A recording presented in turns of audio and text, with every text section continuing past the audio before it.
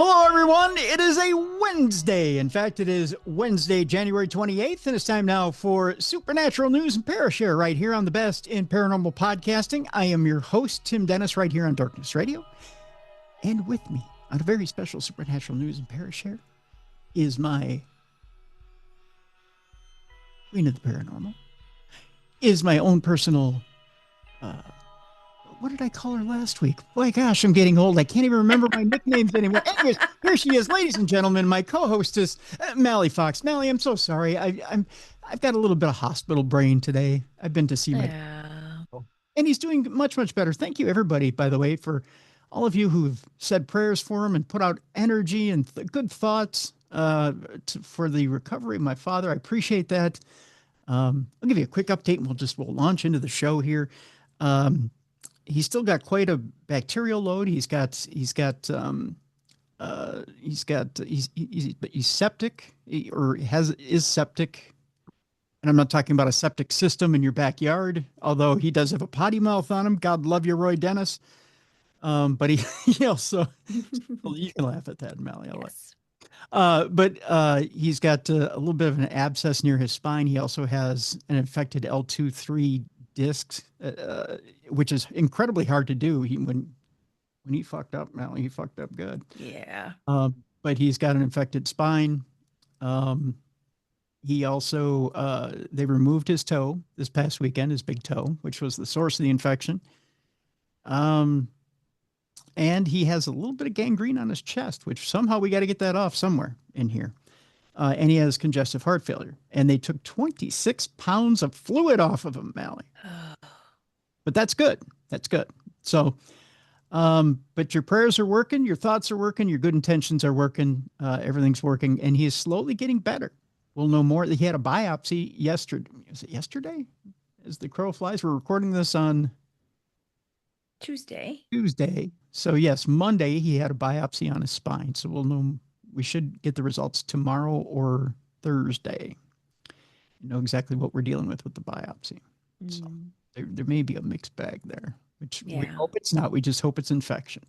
If you guys can keep those good thoughts, prayers, and intentions going for Roy Dennis, who's in the south area of the metro of the Twin Cities, we'd greatly appreciate it. So, yes, and give an update on your mom. Yes. Oh, mom is just fine. Mom is home now. Yep. She at first thought she had pneumonia, but it's not that. It was a virus along with her asthma. So, yes, but she's home and on a what do you call it? Some people go puffer. It's not a puffer. I always call it breathalyzer, but I know it's not that. Yes, mom's been drinking, so it's a breathalyzer. What do you call it? Inhaler. Yes, thank you, Mallie. Yeah. So she's on a breathalyzer because she's drinking too much at home by herself. And pennies don't work, folks. Yes, pennies don't work when you're on a breathalyzer. That's right. Yeah. But she's on the inhaler, much stronger inhaler, and hopefully she's sitting down and listening to the podcast and not trying to cook the entire building. Yes. Take a break, Mom. Yeah, you give a woman a little bit of media attention, and all of a sudden she's cooking for other people's buildings. I have no idea what's going on there, but she needs to just relax. Yes. All right. With that being said, I think we can get moving on stuff now, can't we? Yes. Unless, do you have any announcements? Nope. You don't have anybody dying on your side of the family we need to pray for? No, knock on wood. I just did. There we go. Yes, there we go. All right. No one's dying. We'll Everyone's healthy. All right, good. That's good. Yeah. All right, good. I also want to thank my sister Stephanie, who's been above and beyond with both these degenerate parents of mine who can't stay healthy.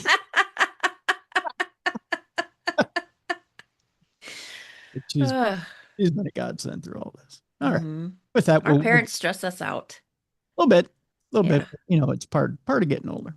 But yeah, and I want to thank everybody who sent notes and well wishes and things like that online. It's helped tremendously. So thank you so much, everybody. All right, big show today, Mel. Big show. Boy, there's some unusual stories today.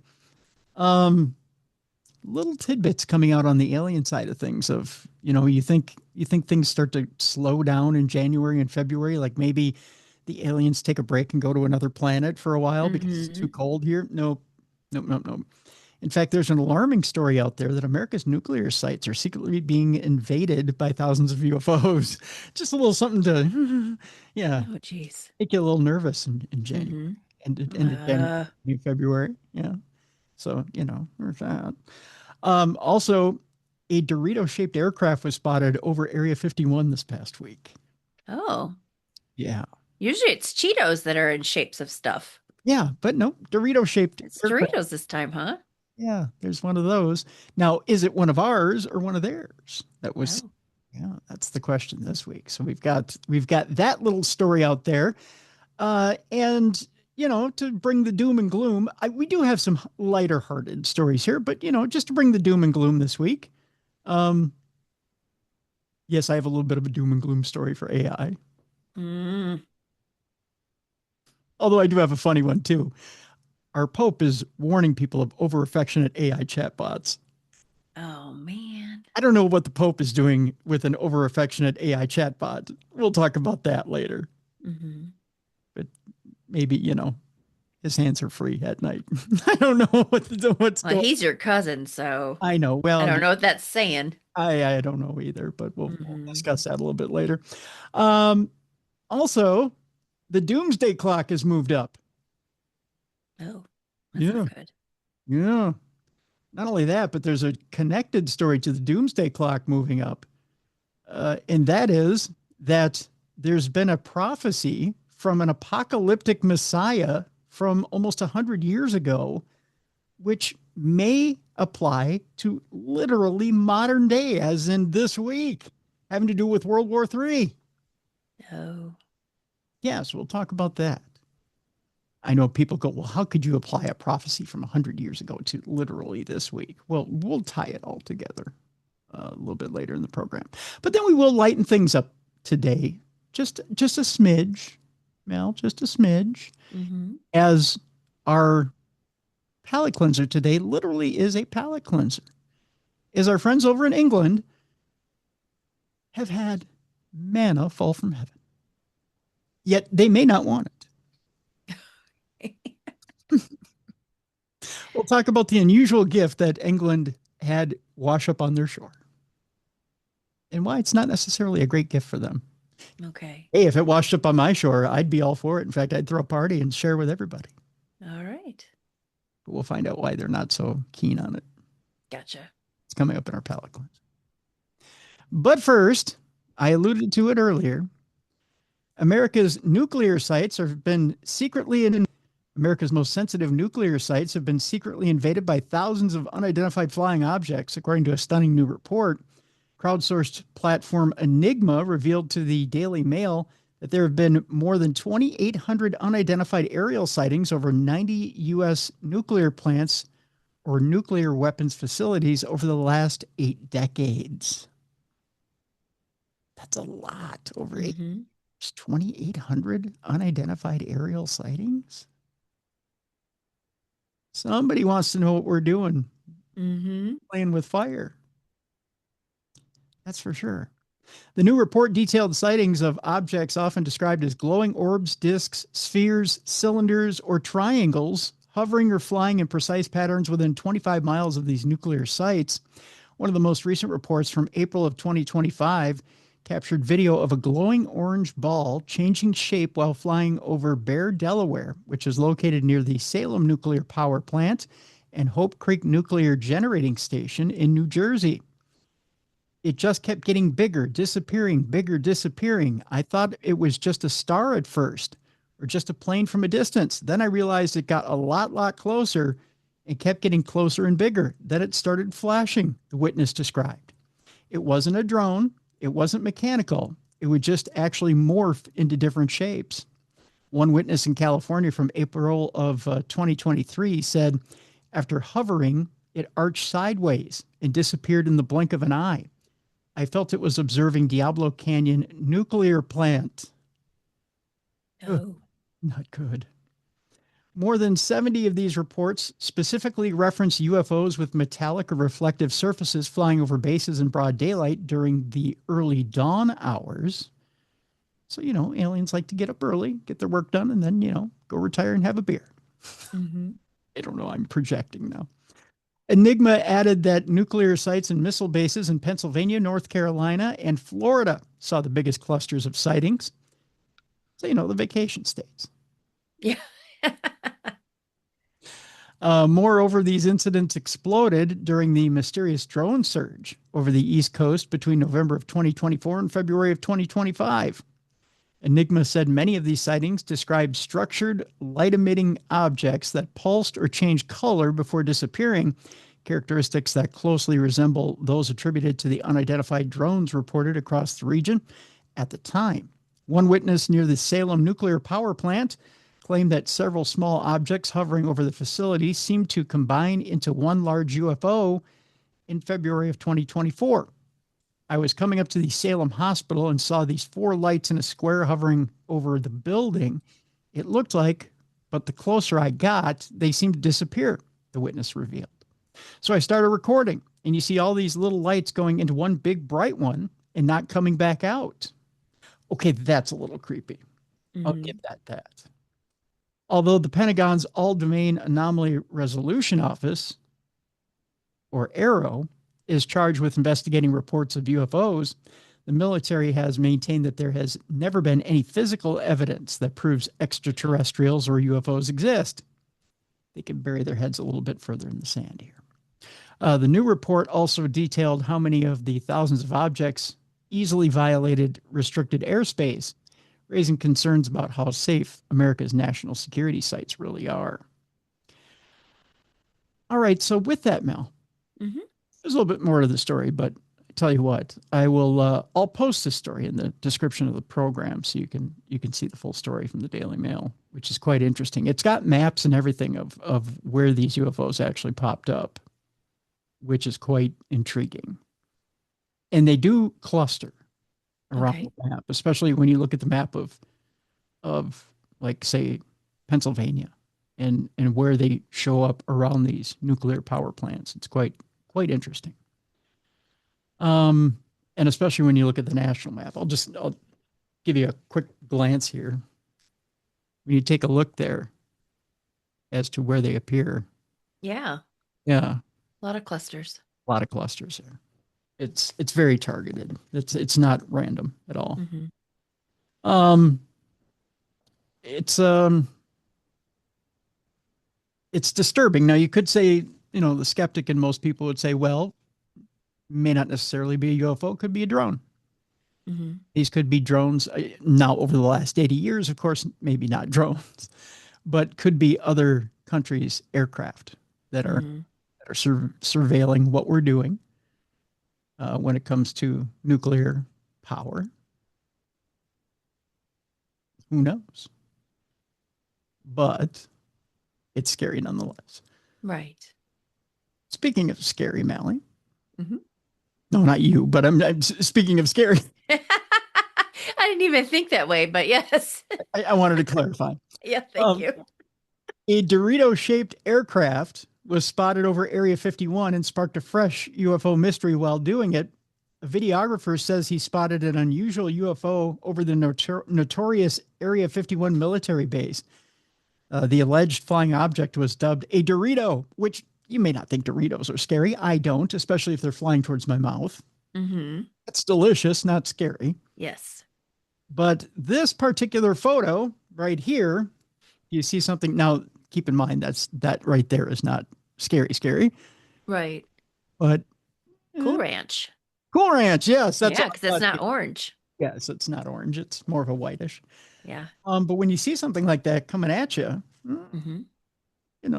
see, when I see it, the minute I looked at it and saw it, I thought SR-71 Blackbird. And then I remember seeing a program over the weekend that said, we took a lot of our SR-71 Blackbird technology from the crash at Roswell. Oh. Yeah. And I went, oh, full circle. Right. Right. I'm sorry, let me start that over. An explorer snapped an eerie image of a mysterious UFO flying over the top of Area 51 in its military base. A backpacker was recording his stay in the desert by the Nevada base. Who stays near Area 51 just for kicks? That's what I want Yeah, to. right. On January 14th, when he noticed something odd in the night sky, Anders Ottesen spotted an unidentified aircraft flying above the military site at 3 a.m. local time. The off-grid videographer said this object appeared to be an equilateral triangle shape, which UFO researchers have dubbed the Dorito. That tells you where most researchers are. Ottesen noted that he had spotted a B-2 Spirit flying over 2 hours earlier, but this was a different shape to the Dorito. So yes, there were B-2s flying over, but he knew there was a difference between the B-2 and the Dorito. Mm-hmm. The Dorito. The videographer who runs the channel Uncanny Expeditions said the unexpected flying object he saw did not appear to have wings or flatter tailing edges. He said, "Are we looking at a classified test flight or run-of-the-mill training sortie? I certainly think that we have something interesting here." I'd say a little interesting. With this baffling find, a scanner checking unencrypted radio frequencies around Area 51 picked up an unusual pattern made up of code words. The YouTuber claimed these code words were bizarrely related to snacks and food. So even they acknowledged Dorito. Right. Either that or just everyone's way too hungry out there. Mm-hmm. Ottesen and UFO researcher George Arnu alleged they heard phrases like imperial with garlic, pretzel snack, and fridge hydrate being passed about in the exchange. Yeah. Somebody's obsessed with food. Despite this bizarre sighting, Ottesen said there was a chance the Dorito object he saw could have been a bomber plane, and the odd phrases might have been military jargon. Ottesen said he had spotted the Dorito UFO shape in the skies 2 other times. The videographer claimed to have seen an as yet unacknowledged triangle-shaped aircraft back in 2014 over Wichita, Kansas, and Amarillo, Texas. Area 51 has long been a mysterious military base, totally closed off to the public, opening up to decades worth of conspiracy theories about the site and military activity there. Now, I'm going to take a swing here. Mm-hmm. I'm going to say what he saw was not an alien after all. I will say it is, however, a spy plane. Okay. I will definitely go out on the limb and say it is a spy plane. And one of ours, though, correct? And one of ours. Yeah. Okay. I think mainly because there are members of the Trump administration who have been out there lately. Mm-hmm. It's been documented that they've been out there lately, and they've been taking secret flights out there. I think we're developing new technology out there. Gotcha. Now, you could argue, is it based on alien technology? I don't know. Okay. But I definitely think it's new technology. Gotcha. Yeah, and they're doing test flights out there. I think it's now an active military base once again. Okay. So yeah, I don't. It's not a Dorito for the Super Bowl commercial. No, although wouldn't that be cool if Doritos totally decided to play on the whole Area 51 thing and make a commercial? Uh-huh. I think they should. Now that would be a Super Bowl commercial. Mm-hmm. And they tied it in with Steven Spielberg's new movie. There you go. Coming out this summer. See? Yep. Now you're going to get a phone call tomorrow and be like, you had the greatest idea. Or they're going to say, Tim, shut your mouth. That was marketing campaign for the summer. Why do you got to be ahead of the curve? Yep. We're just trying to, why do you got to be all up in our Kool-Aid? Speaking of, Kool-Aid was going to do the whole marketing campaign with us too, and now you broke that out. Mm-hmm. It was going to be Lil Jon, Kool-Aid Man, and Doritos. And they had this cute little song they were going to do together. Speaking of Kool-Aid, have you ever been to the Pfister Hotel? I've been by it. I haven't been in it. Okay.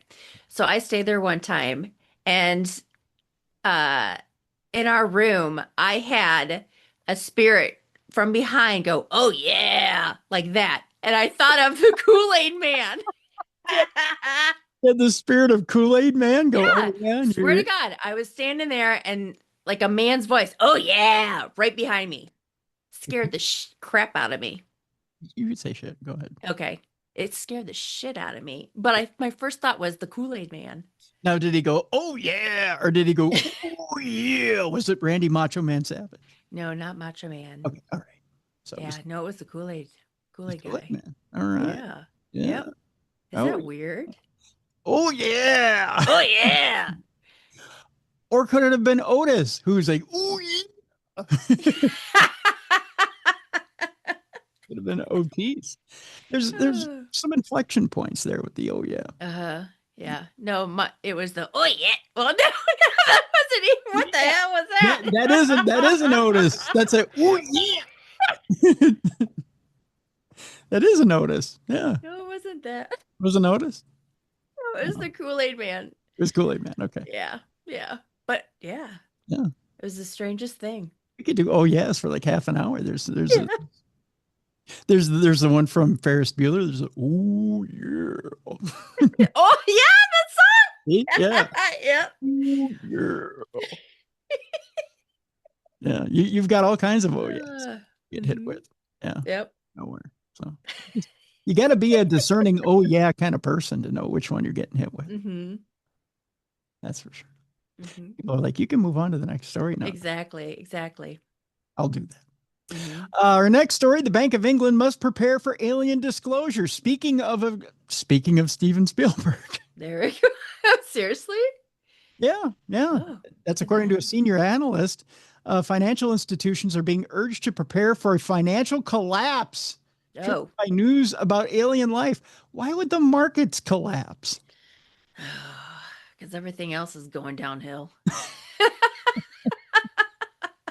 This is the one story that doesn't make sense to me, right? Okay. Because you remember the story we had a few months ago where, it was revealed that the U.S. military took that shot at the alien ship.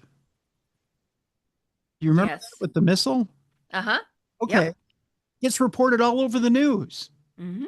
Didn't make the markets fluctuate one bit. It was like, yeah. Exactly. Yeah. I mean, that was as close as you'd come to disclosure ever, right? Yeah. Yeah, because that made me nervous. Yeah. It should, right? Yeah. It's all over the 5 o'clock news or 6 o'clock news. It's all over network news. Mm-hmm.